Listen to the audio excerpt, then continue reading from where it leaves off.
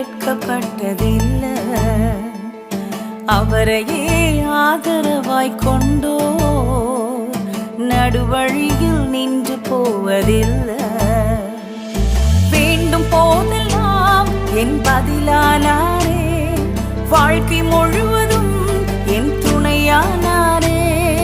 ஜெபிக்கும் போதெல்லாம் என் பதிலானாரே, வாழ்க்கை முழுவதும் என் துணையானாரே. ஆராதிப்போமே அவரை முழுமனதா.